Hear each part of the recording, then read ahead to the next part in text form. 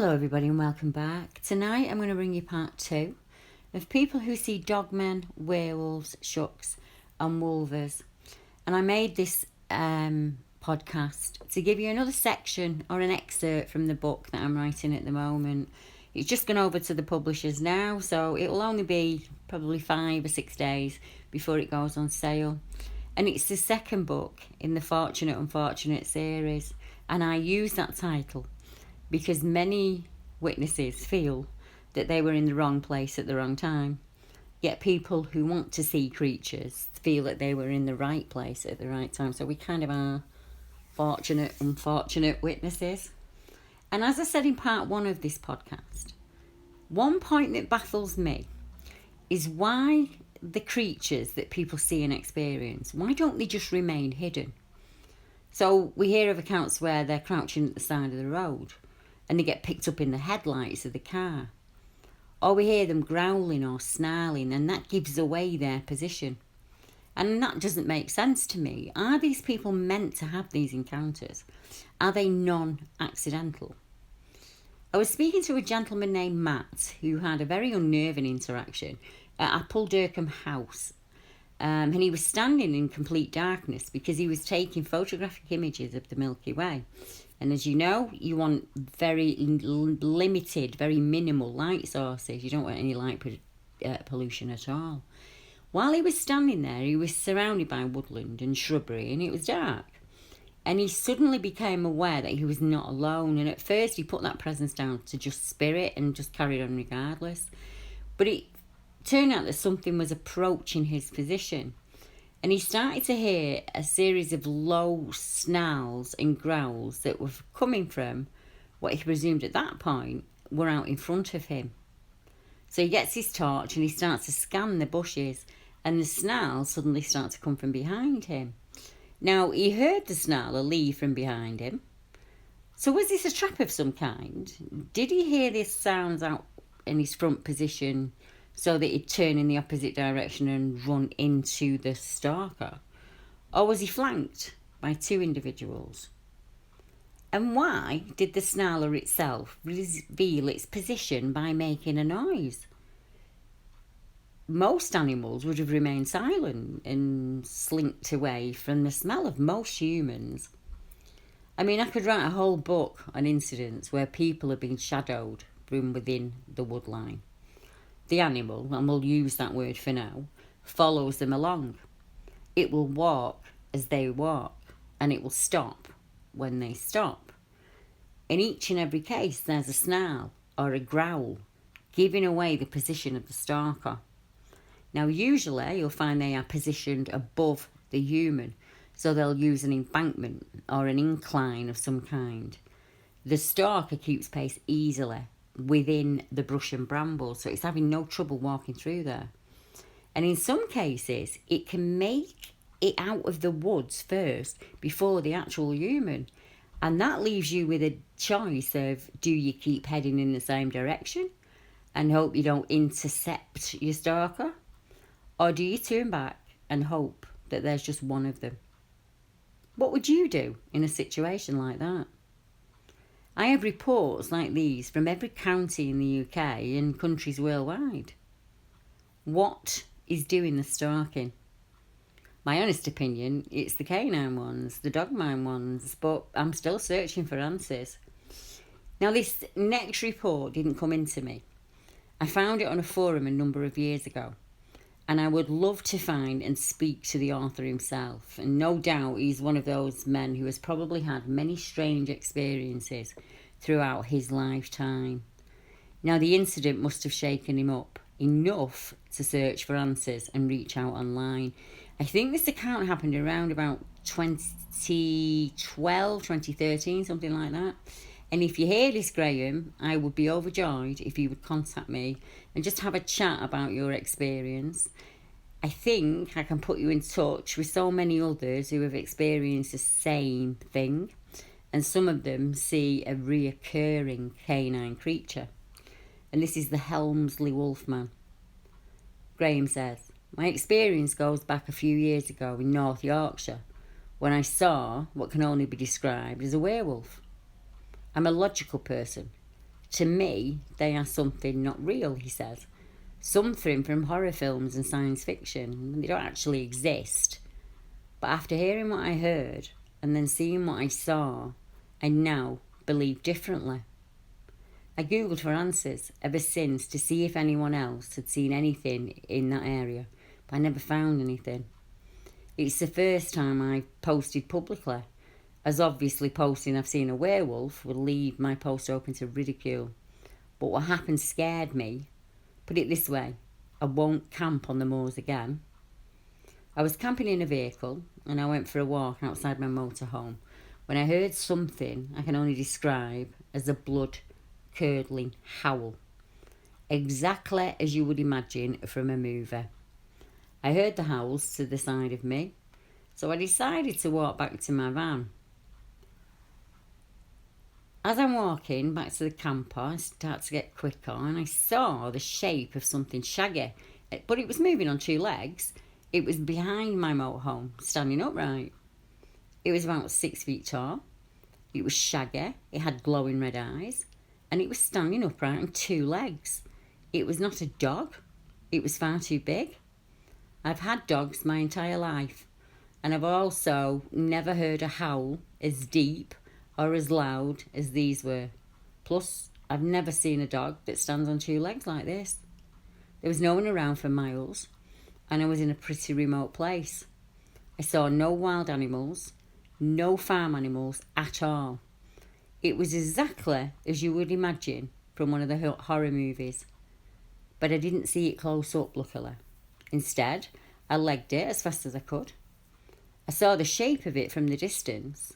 I heard it following me, and then it ran to the side of me, so it moved pretty quick. It was wandering outside the van for a good 20 minutes. It sounded like it was underneath there at one point.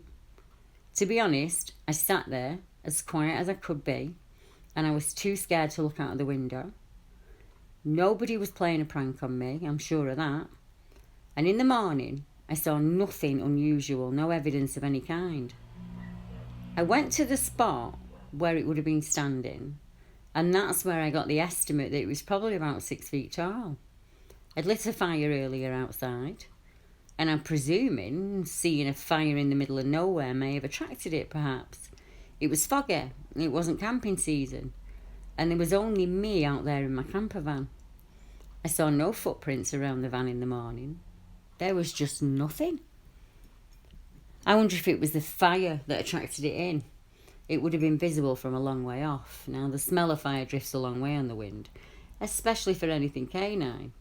Their sense of smell far outweighs our own. Or did it spot him as he walked through the woods alone?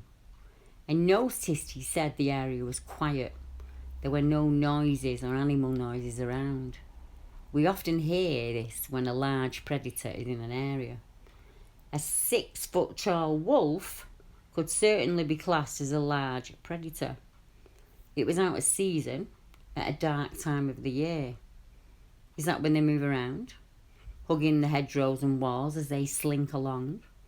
And if so, how many are out there in the wilds? Yorkshire has a long history of wolf and phantom wolf reports. Imagine being curled up in your favourite spot.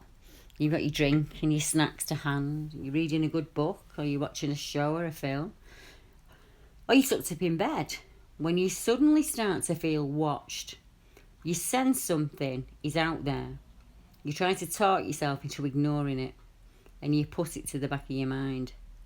You know that little niggle that tells you just have to have a quick look to put your mind to rest? You're just being paranoid and silly, right? That niggle that in the end has you up and walk into the window. You pull back the curtains, ready to laugh it off and get back in bed. 1, 2, 3, pull. And instead of the empty back garden or an empty wood line, you see something out there watching you. Or even more horrifying, the creature is inside the house. The Hexham Heads, 1972. In the village of Hexham, not too far from the area of the famous Allendale wolf, where it was said to roam, 2 boys from the same family discovered two small carved stone heads. The boys were the sons of the Robinson family, and it was their duty to tend the garden. And as they were digging, they came across the very strange carved heads. Not too long after the heads were found, they were forgotten and put away. A couple of nights later, strange activity happened in the neighbour's home. Ellen Dodd and her daughter were up late talking one evening when they noticed a half man, half beast walk into the bedroom where they were sitting. They both screamed with fright, but the creature just ignored them. It was completely indifferent to them. It was as if they were not there at all. It then turned and left the room, padding down the stairs as if on its hind legs, not on all fours as the dog would walk. The front door was found open to the elements, and both ladies felt the creature was searching for something within the house, something it had left or something it couldn't find. Now, the collection of the stone heads and the visit from the man-beast were quickly linked. The small heads, each the size of an orange, were collected by Dr. Anna Ross, who thought they were Celtic in origin. Dr. Anne had a collection of stone heads, and she wanted to compare the Hexam heads with her own collection. So, on the night she received them, Dr. Anne was woken at about 2 a.m. She said she felt cold and very scared, and she was confronted with a strange creature that was standing in her doorway. And it was about 6 feet high. It was slightly stooping. It was black, and it stood out quite well against the white door. It was a half animal and half man. The upper part of the beast, I would have said, was a wolf, she said, and the lower part was that of a human male. It was covered with a kind of black, very dark fur. It went out, and I just saw it clearly, and then it disappeared, said Dr. Anne. And something made me run after it, a thing I wouldn't normally have done, but I felt compelled to run after it. I got out of bed and I ran, and I could hear it going down the stairs. Then it disappeared towards the back of the house. Now, living and working in Southampton, Dr. Ross knew nothing of the Wolf of Allendale legend or the legend association with the two heads she had in her possession. So Dr. Ross dismissed the incident as a nightmare. She went back to sleep and thought no more of it. And the next day, on returning home with her archaeologist husband, Richard Feasham, she found their teenage daughter, Bernice, in an agitated and distressed state. Bernice explained that she had used her key to unlock the front door, and when she entered the house that afternoon, she came face to face with a large black shape that was rushing down the stairs towards her. Halfway down the stairs, the creature vaulted the banister, landing with a soft, heavy thud, like a large animal with padded feet. Believing the presence of the stone heads to be responsible for these events, Dr. Ross gifted her whole collection of stone heads, along with the Hexam pair, to other collectors. Now, the Hexam heads found their way to the British Museum for public display, though they were soon removed from the display due to reports of unsettling events that were associated with the heads, and this kept happening around the museum. For now, the current whereabouts of the Hexam heads remains unknown. I would love to speak to Dr. Anne or Bernice, and if you hear this, please get in touch, because I'd love to hear it from you, what it was like as a child experiencing that, and what kind of effect it's had on you over these years. Now, our next report comes from a gentleman who struggled with an incident since he was in his early 20s, and he's never been able to explain what he saw that night.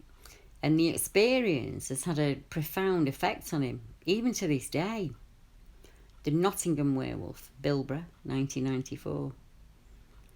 I wanted to contact you, Deborah, as I've carried this with me for decades, and whenever I've tried to share it, I've not been believed. It happened close to the Harvey Haddam Stadium in Bilborough in Nottingham, and it's all been built upon now, but at the time, it was all open fields, and it was quite a nice place to be. Well, it happened about 24 years ago now. I live in Nottingham, and I'm a very open-minded person. Back then, I was going out with a girl and I always walked her home at night along the same way every time. We'd go through a path and then we'd always walk down a long cut through. Same walk every time and we never had any problems. Until one night. I'd walked her home and I was returning to my home when it happened. I'm not the sort of person who scares easily, but this changed my perspective of things after it happened, and I've never been able to forget it.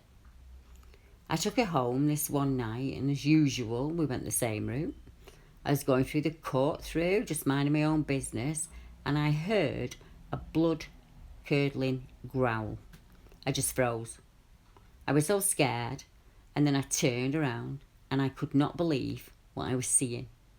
This thing was about 7 feet tall, with a heavy build and black fur all over it.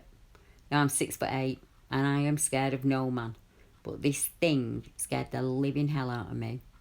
I started to back up a bit by bit, and it just stood there and looked at me. And then it started to come towards me, and I ran like mad. I don't think I have ever run that fast in my life before. I knew it was behind me all the way.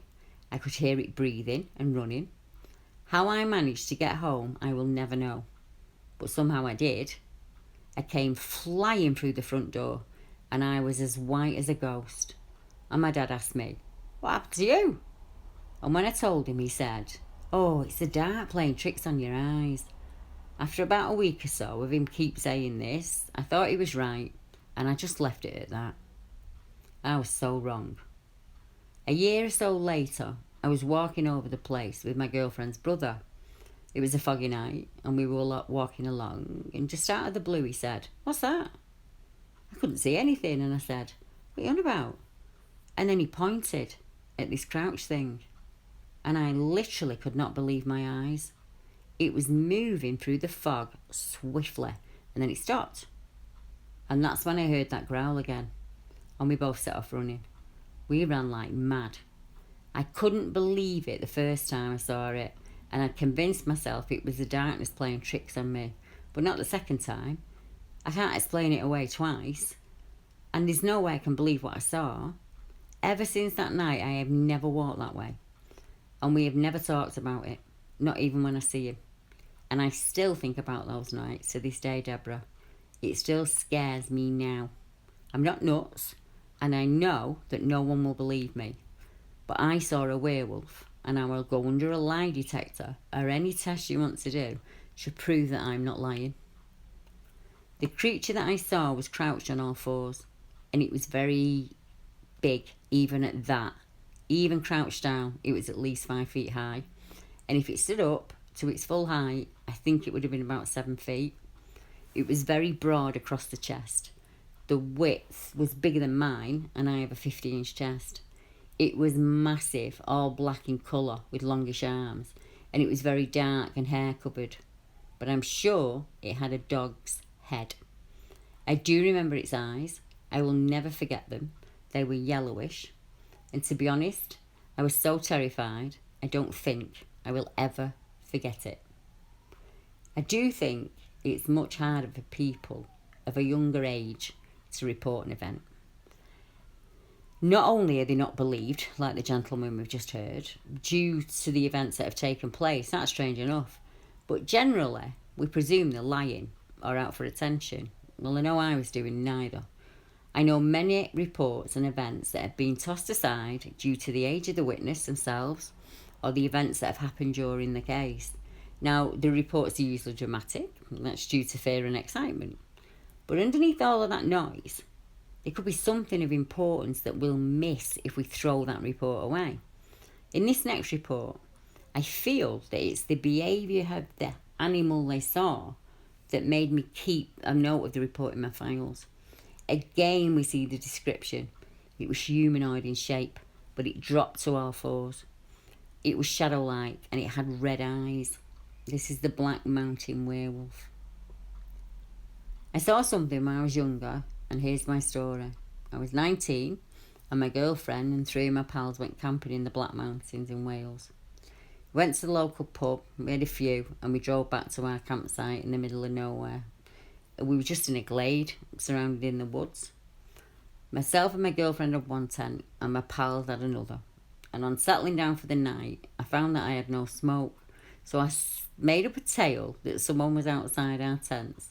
And one of my pals got out of his tent and had a look around. And while he was up, I asked him if he'd pass me a packet of cigarettes. He was not impressed, to be honest. And he realised my ruse, and he just entered the tent and gave me a bit of a crack.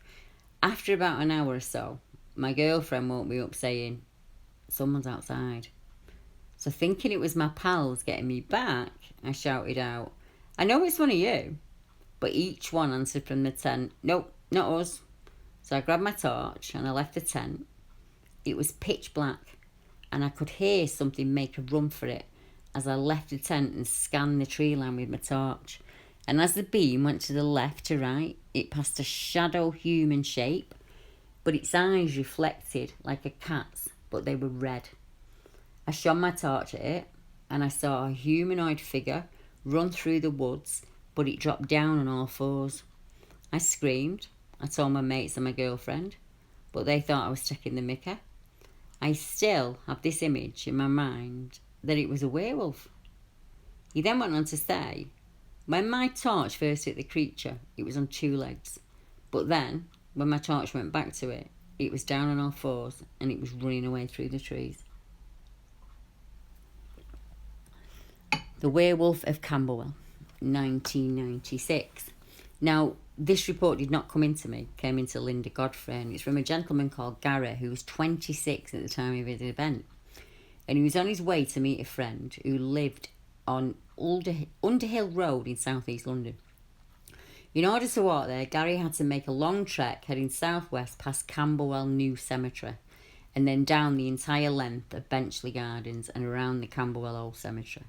Gary decided to cut through the cemetery to save 20 minutes of walking time.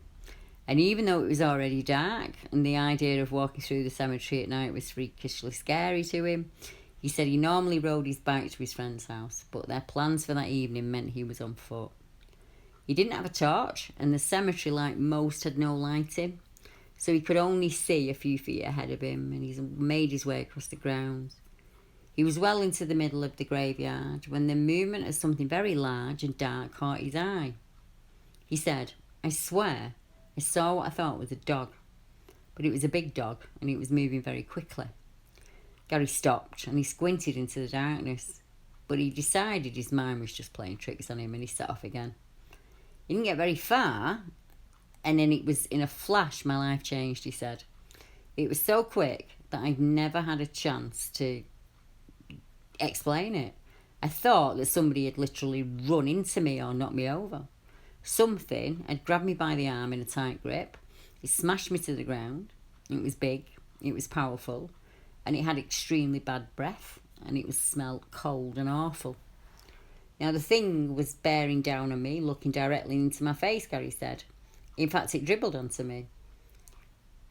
But it was the creature's next action that truly frightened him. It began to eagerly sniff his body up and down, exactly as a dog would do.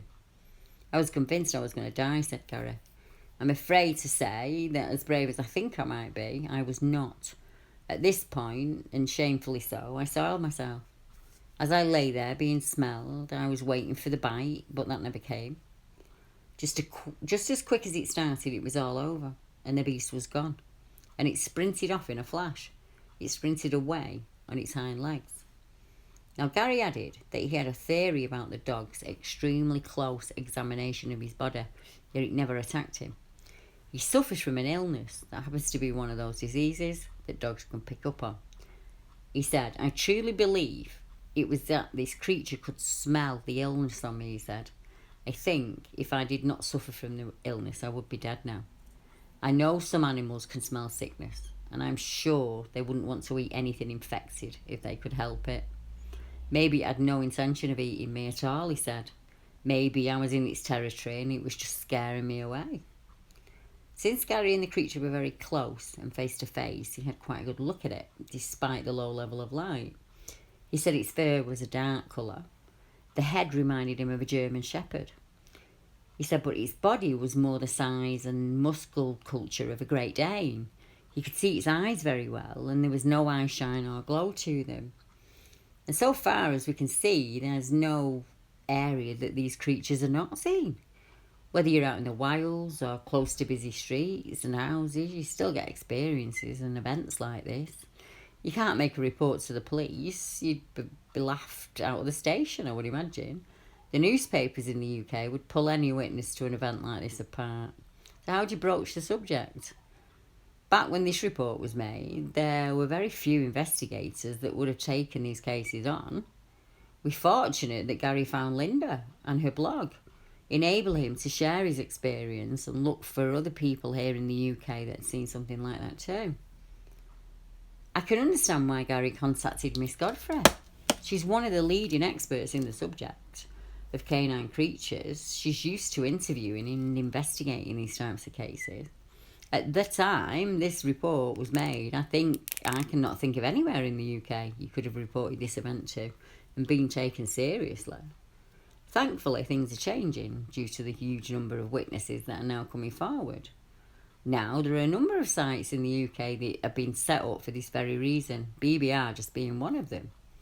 People report to reporting websites. The newspapers are now kind of had a turnaround, in the last couple of newspaper reports that were done on me were quite favourable. And in some cases, they actually make the report to the police. Now, Neil Cotter made a Freedom of Information request a number of years ago now, asking how many werewolves have been reported to the police in Staffordshire. From 2008 to 2017, 12 reports were made to the police from members of the public. Even more disturbingly, 409 wolves were spotted and reported to the police, and that was just in Staffordshire. 12 werewolves and 409 wolves. And if we times that by every county in the UK, I'm not very good at maths, but that's quite a lot. There's quite a lot going on out there. Another report that was made to the police is in the Polkemmet area of Scotland, and that happened in 2009. And the newspaper stated that there was a massive police hunt because the police were hunting what was feared to be a huge wolf on the loose after a member of the public said that he'd been chased through a field by a herd of furious cattle. Mr. Keith Dowell said he witnessed a bizarre scene while he was walking along the edge of Polkemmet Country Park near Whitburn in West Lothian. And they sent a team of police officers to investigate this event. Mr. MacDonald, 38, who was a manager at the government's housing department, reported the sighting to police because so many people walked through the area, he said. I was just having a walk along the park when I saw a bit of a commotion with the younger calves in the field just across from me. I saw something circling the cattle, but at first I thought it was only the farmer's dog or perhaps a fox. But then the larger cattle began charging right down the field after this animal. I think it had been after the calves. It came right through the fence onto the busy road, and the cattle were stamping their feet and roaring around the gate. A small blue car came down the road and it slowed down, and if it hadn't slowed down it would have hit this wolf. The stunned witness said, I was about 30 yards away from it and I realised it was not a fox. It was far too big to be a domestic dog. And it was only when I saw the size of it that I knew that it was a wolf. It was silver, with a sort of black, dark streak running along the back, and it had quite a bushy tail. It was either a wolf or the biggest, strangest looking Alsatian I have ever seen. I really thought, I hope it doesn't turn on me. And then it turned and dashed off into the park. Keith was concerned after the creature escaped into the country park where many families and children spend their leisure time. He said, when I got home, the only thing on my mind was that it was definitely a wolf. It was a bit unnerving, which is why I called the police. Now, many people are now making reports of their own encounters with creatures to the newspapers. Over the years, as I say, a number of reports have been made. In the beginning, they were quite sceptical, but that seems to be changing. Well, a very brave couple in the Cotswolds saw a werewolf whilst they were driving through another parkland area. And this happened in 2016. And the newspaper stated a terrified couple have drawn a sketch of a fearsome beast they claim to have seen while in a National Trust property at 1 a.m. in the Cotswolds. And this creature has been dubbed the Worcester werewolf because of the drawing that they did. Although they thought it was a big cat, it has features of a werewolf. Robert Ingram and his wife Nicola sketched what they saw, and the big cat appears to have features which resemble more of a dog. From the drawing, it appears to be standing upright, like a human creature on two legs. It isn't crouching like a cat. The beast also has protruding pointed ears, pointed teeth and canines, and sharp cheekbones. The pair encountered what they are convinced was a black panther while driving through Croom Court. The couple said the creature weighed about 9 stone and was as tall as their car window. They were convinced the big cat was going to pounce on their car before they sped off. Robert produced a sketch so animal experts could find out what the creature was. It was petrifying, he said. It looked like it was on steroids. We were driving along outside the National Trust property. There was lots of open fields around there, when suddenly I spotted something in the road ahead. It was getting dark, but I saw its eyes reflecting my headlights. We stopped the car. We were just standing there. We heard rumours about an escaped panther in the area, but we thought it was a load of nonsense. But when I saw this animal with my own eyes, I was stunned. It was enormous. It was far too big to be a fox or a dog. It must have weighed about 9 stone. It was about the same weight as a slim adult. It looked right at us and walked up to the car. It then lowered the front of its body, and it looked like it was going to pounce. And we just slammed the car into reverse and went as fast as we could. I was so scared, I fumbled to get my phone out to take a picture. But as we'd always driven quite far away, I didn't really get one. There was no way we were going to go near it to take a better picture. It was absolutely terrifying. Now, the couple think the creature had escaped from a zoo, and quite possibly it could have. There have been dozens of claims of escaped big cats in Worcestershire in recent years. But the drawing that they did, and if you look it up, the Worcester werewolf, look it up on Google, and you'll see a hand pencil drawing, and it looks just like a werewolf. Now, the Hull werewolf is also 2016, and the lady who cited what they're calling the beast of Barnston Drain happened in December of 2016, told the Daily Express it was stood upright one moment, and the next it was down on all fours running like a dog. I was terrified. It vaulted 30 feet over the other side, and it vanished up the embankment and over a wall into some allotments. She said that it both ran on 2 legs and then on all fours, as if with the qualities of both human and wolf.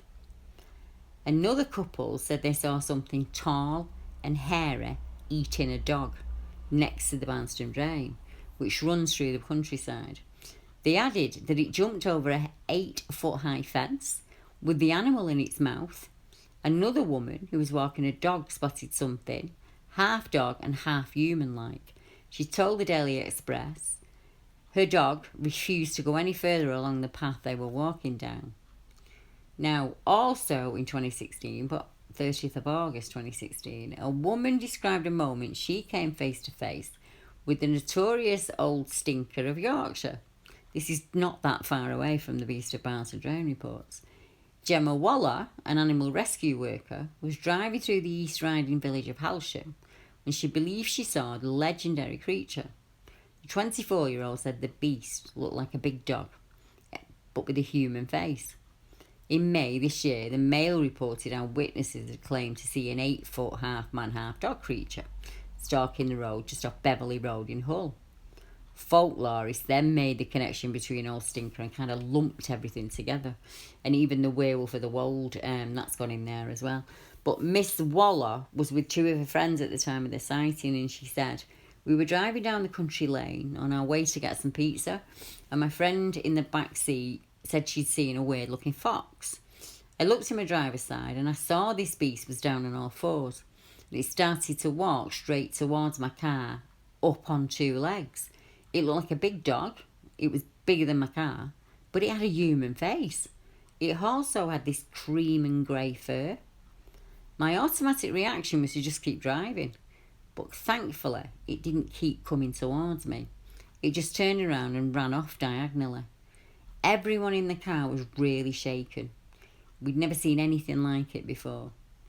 Now the party stopped their car at the nearby petrol station to calm themselves down, really.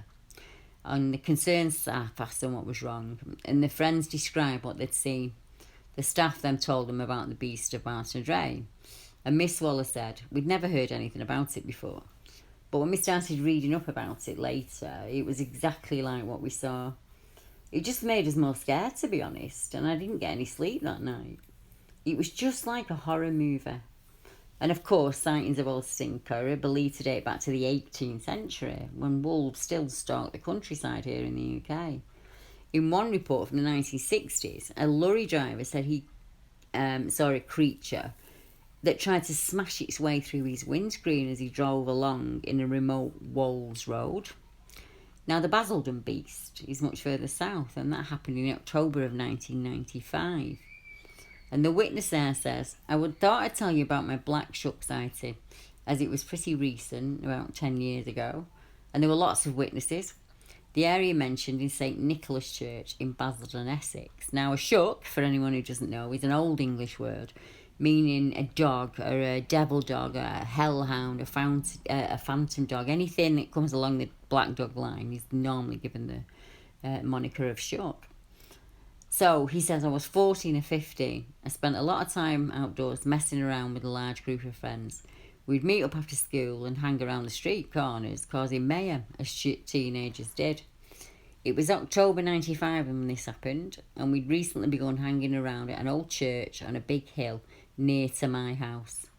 This particular evening, a group of 7 of us had broken off from the group and walked down the sloping road from the church. We were a 10-minute walk away from the others, well out of earshot. About 2 minutes later, I look up the rise and I saw this biggest black wolf dog thing I've ever seen. I'm pretty sure I swore, and everyone turned around to look. I know a lot about dogs. I'm animal mad, and I used to be a veterinary nurse. And this was taller than an Irish wolfhound, but bulky like an Alsatian, with glowing eyes. He started to growl at us, and it just stood and stared. I could still hear the sound it made in its throat, even to this day. I told everyone to get up really slowly and walk away. Do not run, because it'll chase us, I said. We all took about 5 steps. Someone shouted run. It just descended into mass hysteria at that point. We bolted back up the hill. Of course, no one else in the group believed us when we tried to explain it later. Now, my best friend, after all these years, has still not forgiven me for leaving her behind. And she hated dogs anyway, so this traumatised her. About 4 years ago, I'd almost forgotten about the dog sighting. I took my terrier for a walk up there. I don't often go there, as I now live about 3 miles away from the place. And I kind of stumbled into this field, not thinking, and I paused on the rise, and I suddenly remember where I was, and it all starts flooding back, and the dog starts to growl, and we shot out of there pretty quick, I can tell you. Now, the Dogman of Mount Snowdon is also a report that came in 2016. And this came in from a chap called Tam. And it came in on the 1st of June 2016. And he said, "I've been selected to appear on a well-known television game show here in the UK. One of the researchers had rung me for a general chat and was asking questions for some background bio-information on me and my hobbies. And I mentioned my interest in Bigfoot and cryptids. You could hear in her voice that at first this lady thought it was all a bit of a joke. And she asked me to explain in more detail what I meant. I was telling her about all the different sightings of creatures and the descriptions that come in. And I mentioned some of the accounts that had come in on kind of the Dogmen accounts. And it was at this point the line went silent. I thought we'd been cut off, or honestly, that had scared her off completely. But she was still there when I asked. And she finally spoke, her voice had changed, and you could hear that she was a little shook up. She said that she'd been trekking in an area around the Mount Snowdon, and she'd seen a large figure. So I asked her to describe, and she said it was over 6 feet tall. It was standing up on 2 legs. It was a man, but it looked like a dog. He leapt over a fence from a standing start and just disappeared. She hadn't told anybody in 10 years in case they laughed at her. I myself saw a number of strange creatures. This time they were on all fours and they were walking down the side of an embankment. Now, Mount Snowdon's an ideal area, surrounded by rolling fields and woods. It's a vast area of natural beauty. There's also an account very close to it from Place Moch in 1966, but that was described as a gorilla. And there's another account from quite recently, from 2018, where a lady who was staying overnight in a car saw what she only saw it as a silhouette type shape in the thunderstorm, and she said it was peering into another person's car. And that was in the Snowdon area. But now we go to Webchester. And this experience was reported by 2 gentlemen who were named Liam and Carl. And they were reporting a strange encounter during a late night. It happened in Ebchester, in County Durham, and it happened in October 2009. Here's the account in one of the witnesses, Liam's own words. A friend and I were leaving the pub, but we weren't quite ready to call it a night. He'd had a drink, and I was the designated driver. So we jumped in my car and we went for a little venture down a road we've always wondered about. We'd never really been there before. It's about 1 a.m, had my full beams on all the way, and we're on country roads. And then we came to these 2 old isolated abandoned houses. And my mate, Carl, shouts for me to stop. And all he does is just gaze at this doorway. I look to where he's looking, and around 7 feet off the ground were these 2 eyes. They were unmistakable by the way they were set. The fear hit us both like a ton of bricks travelling 1,000 miles an hour. I turned the car slightly so the beams would light up the door. And when they did, this figure just shot off like nothing I've ever seen. Its reaction was so fast, Carl decided to get out of the car and approach the doorway. So I pulled the car forward to face the door, so if anything happened, I could put the car in between Carl and whatever this thing was. Carl starts to walk through the door, and I try to whisper to him, "Come back!" And he's in there for about 10 seconds, and then he explodes through that doorway. He dives on the bonnet, blasts into the car, and he's screaming and stuttering and swearing. There's our fucking cheap in there, Liam. Then I noticed there was something on the field running at the house. Carl shouting, "Go!" Wasting no time, I started reversing like there was nothing stopping me. I turned the car around, and this thing was after us. I own a Celica GT, and I didn't care if I damaged it. I was mounting 3 foot up the banks and verges just trying to get the car around and get away from it. Since then, I've researched every day looking to find an answer. About 5 months later, I took my partner down there in the broad daylight, and she just knew it wasn't a safe thing. She absolutely flipped when we got near to the area. She made me turn the car around before we even got to those houses. I haven't been back since. Thanks, Liam. Another creature where you will hear this typical down on all fours is the skulking creature of Tatton that happened in 2015. I'd like to report an incident that up until now I've only told my family, but here goes. I was on my way to Northwich in Cheshire in 2015. I was in my Land Rover and we broke down. We're in the countryside next to a large stately home I used to work for called Tatton Estates. It's just me and my dog in the car, and we had to wait on this country road between 2 woods for the rescue truck.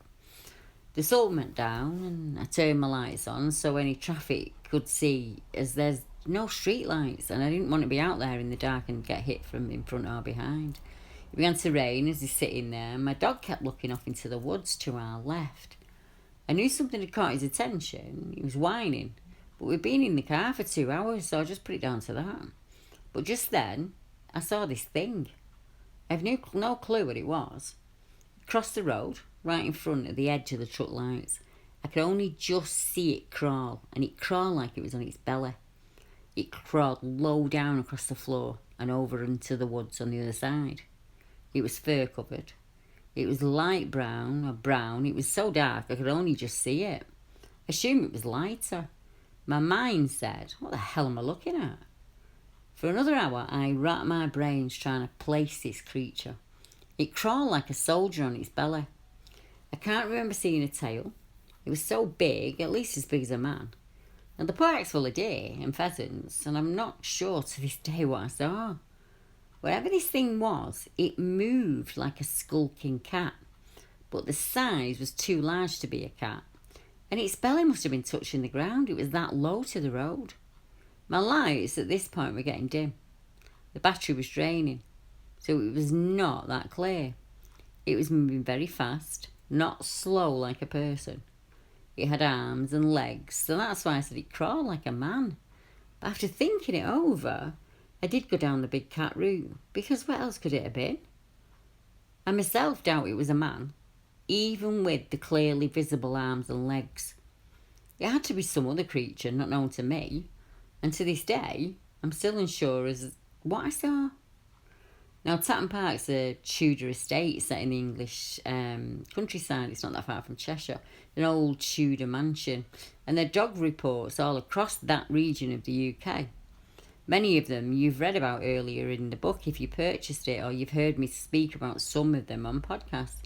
And I remember speaking to this witness back when he was struggling to put a name to what he'd seen, which is understandable. Your average Brit wouldn't know of a Dogman creature seen in Cheshire back then at that date. It's not something reported often in the papers, as we've said, or discussed in the pub. Many witnesses who are brave enough to come forward face years of ridicule and accusations of dishonesty. It is the brave few who stand tall regardless that make the changes. One of my favourite wordsmiths once said, I used to think I was alone and the only one experiencing these things. But now I know I am one of many, and there's an army marching behind me. That's how I feel all these years on. The enormity of feeling alone was lifted from me, and at first it was just my voice, searching for others, seeking people out who knew what I knew. Then there were a few of us, banded together, making a small change. Now, we're on a marching path, we're an army, we're marching together. Understanding, powering, trying to help each other. One day we'll be a legion and all our voices will be heard.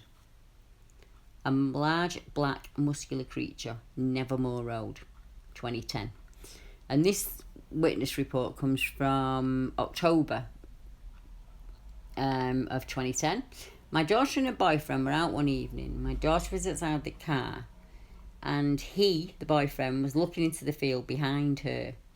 They were parked on Nethermore Road chatting when her boyfriend told her to get back in the car quickly.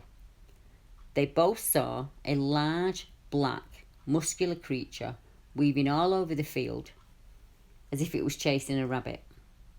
It was on all fours and at all times, and it was just moving fluidly and quickly chasing its prey. When they got home, they were really shaken up, and they didn't know if it was a big cat or something else. Again, we hear of this strange figure. This kind of, if it's up tall and on 6 foot and got like a dog's head, this Alsatian, this typical werewolf look, and then we hear of them crouching or being hunched over in position, and also this belly crawling. And even when you see it, it's just not quite there. This report kind of sums it up. An angler sees an unusual creature, and it's two gents who saw a dog walking upright on 2 legs in the 1990s. I was told this account by 2 of my friends who were fishing on a place behind the Raven pub in Glaisbury, the witness says. We call it the Moss, and it's a good pond, decent fishing. It's a really good fishing spot, and this was around 25 years ago now. Both my friends were there trying to look, and they'd fished for most of the day, and they were just packing up the gear to go home. And having packed it, they loaded up the gear on their backs and they started to walk down the track.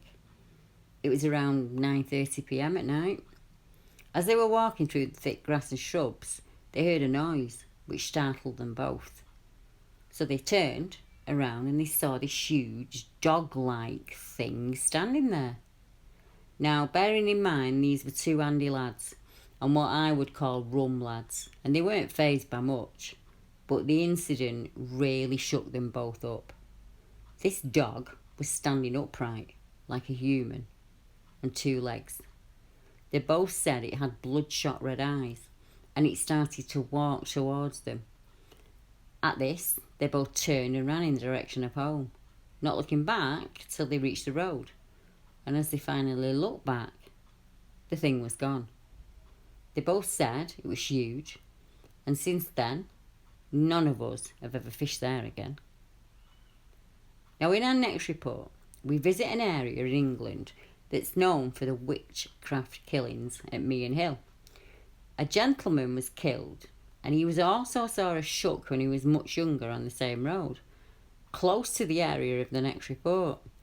And as night fell, on the 14th of February 1945, the corpse of an elderly local man, Charles Walton, was found on the eastern slope of Meon Hill. 3 crushing blows had been delivered to his chest with a billhook, each blow breaking a number of ribs, and a third blow, the weapon had been left embedded in Walton's trachea. A pitchfork had been jammed through Walton's neck as he lay on the ground, and this was with such force it later required 2 men to pull the tines from the earth. Walton had also been beaten about the head with his own walking stick, which was found matted with blood and hair a few yards away from the body. The killer had ripped open Walton's shirt and carved the shape of a cross onto the man's chest, and it was said that Walton's face was a mask of horror and anguish. Now, Scotland Yard got in on the case, and Detective Fabian of Scotland Yard was the head officer on the murder inquiry. Learning that in his younger days, the victim, Charles Walton, had seen one of the phantom dogs known in the area as Shucks, Detective Fabian set off for Meon Hill. Fabian was walking the slopes of Meon Hill when a large black dog ran by him and vanished into the twilight. A minute later, Fabian saw one of the local children walking towards him, and he said, "Lad, are you looking for your dog?" And the kid said, "What dog?" "A big black one. It ran off the other way," Fabian told him.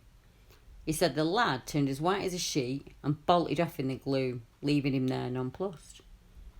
The day after Fabian met the black dog on Meon Hill, a black dog was found hanged from a tree at the murder site. A few days after this, a police car ran over and killed yet another black dog just outside of the village. Attempts to trace the owners of all these dogs failed, and the case was never solved. And quite close to it, in 1991, we have a statement from a witness. She said, "I had a strange encounter once. I was out walking the dog and I was just strolling along the fields and lanes when this large animal decided it was coming to see me. Well, I should say, that's how it felt to me at the time. We'd just been standing there looking at each other from afar for some time, and my dogs had run on ahead. And as this thing loped towards me, I was suddenly afraid because I couldn't identify it. I wanted to back up, so I called my dogs who came running. And my dogs are just 2 small fox terriers, but they were enough that this animal changed direction and ran off, thankfully. Now, I don't know what animal it was that I saw. I couldn't place it. It almost resembled a rather large ginger dog. As I was walking, it felt like I was being observed from the tree line. I kept looking around trying to spot whatever was making me feel this way. Afterwards, I realised it was watching me from a couple of fields away. This was when I sensed I was being watched, and I stood for some time looking for the watcher. I stood there quietly until finally I saw this gingery head above the long grass, and I sensed it knew that I'd seen it. I couldn't think what it was, and we just stared at each other for some time, sort of communing until it decided to lope towards me. As it approached, of course, I suddenly realised how big it was, and that's when I decided I'd like to take myself to a safer environment when it finally got to me. It was when it saw my dogs, it just veered off and changed course. I felt it had trusted me and I'd let it down, to be honest. I still can't identify what sort of animal it was. She said there's a lot of talk of a black panther, and what I saw definitely wasn't black, but there's one account of a sandy brown animal thought to be a lynx, which might fit the bill. I would hazard a guess it was about 1991 when I saw this strange creature. It sends a chill down my back that I walk my dogs around there most days and never saw another soul. I particularly liked it when it was misty, and boy does it get misty there. My feeling was it wasn't a cat. It looked more like a very big dog. It was just a thing. It's strange that a wild animal would come to me, even that it would come out of cover to get close to me and be scared by my two dogs. That's just not how animals react. This thing never rose up or anything. It stayed on all fours at all time. So as autumn draws in and the nights get colder, keep a close eye on the embankments as you walk or as you drive along the roads. Is that a shadow or something crouching there, just waiting to make eye contact to chase you from the woods? What if it suddenly walks in front of your car as you travel, or stalks you through the trees, whether down on 4 legs or up on 2? A hairy 7-foot creature with canine teeth and huge muscle frame is not something I want to experience. I think you may agree with me. Well, I don't think you'd want to, well, I suppose some of you would, really, depending on your point of view. So I'll ask you this question, and because I'm often asked it.